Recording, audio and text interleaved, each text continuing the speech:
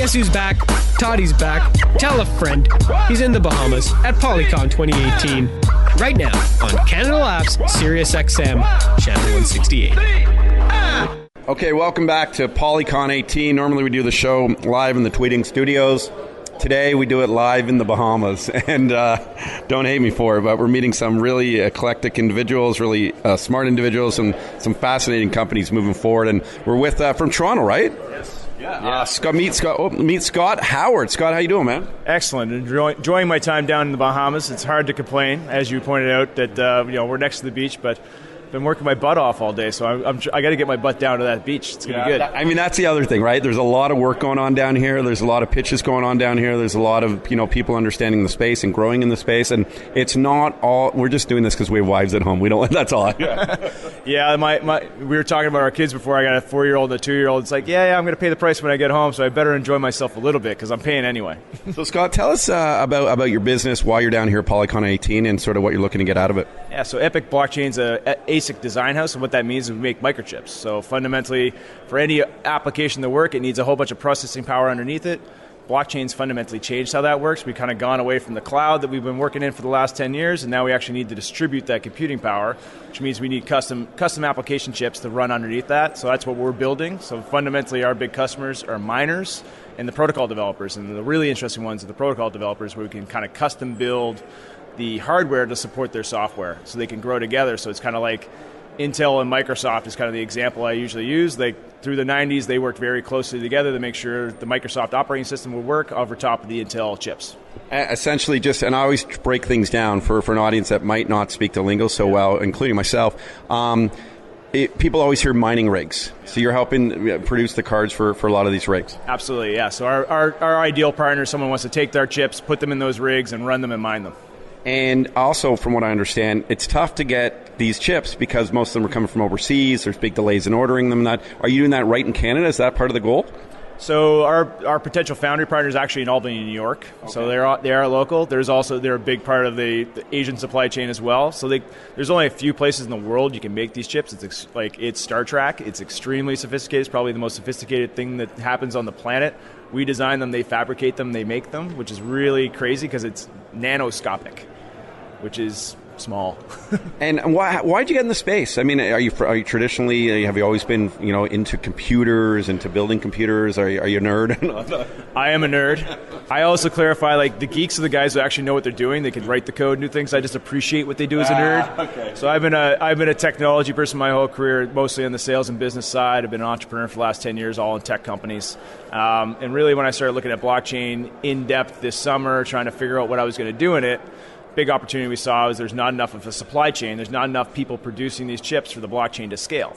So it's interesting, us nerds and aficionados who are coming down to Polycon and checking these things out are small enough community where the transaction speeds don't need to be that fast, but as we go mainstream and our moms want to use it, and it goes mainstream inside of companies, we need way more computing power. So that means we need a bigger supply chain. We need new companies to build the technology and infrastructure that can make it work. How many people come up to you away from a conference like this, like back home, and try and just pick your brain on where the future is headed, which is blockchain technology, cryptocurrencies, is mining, everything you're doing?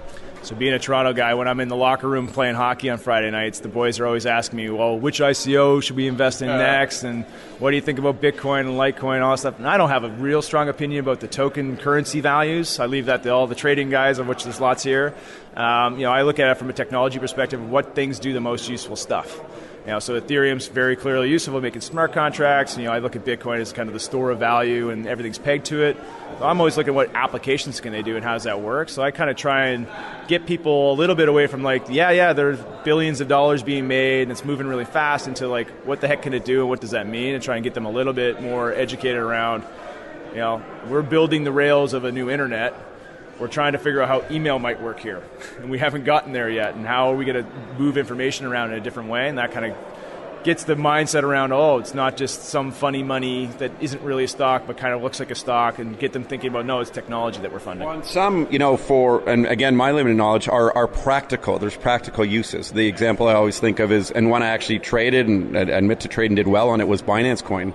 That's a practical coin that's being used. You saved half your transaction fees if you take it out of your Binance account. So that one made sense to me because, there's something tangible there that you see it working. And I think that's what I always encourage people. Like, there's some coins that are actually being efficient for their whatever purpose they're serving, and there's not just sort of a value based on who's buying or selling that day. Yeah. Does that sort of make sense? Totally. Like, I always look at we use the pretty common examples like remittances. So if someone wants to send money home from Canada to the Philippines or to China, that's a really expensive, painful process. Doesn't work every time. Doing it through a blockchain puts a whole lot more security in that, lowers the fees, creates a lot more transparency, a lot more ability for money to move around, and that's a very clear, easy way to do value. And then kind of you look at smart contracts. It's essentially you write a contract that says if this, then that, and it automatically executes itself. I learned about that through Nick Spanos earlier, actually, so it's a good follow-up on, it's exactly like, yes, a shipment was delivered to your door, now the funds are released, and it's accountability. Lawyers are going to be very upset. Don't need to call my lawyer, don't need to call my accountant, the code did the work. I love it. Well, Scott, man, it's great to meet you, Scott Howard, and I know some of your team, and I love, there's a lot of Canadians and Torontonians here being sort of the leaders in this space, which is pretty cool. And how can people get a hold of you if they have any questions or, learn more about your company? So they can email me anytime, showard@epicblockchain.io, or we can tweet us at epicblockchain, or myself at Howard Scott J. So I can find me on Twitter. I'm easy to find there. Scott J. Howard will Google me pretty much everywhere.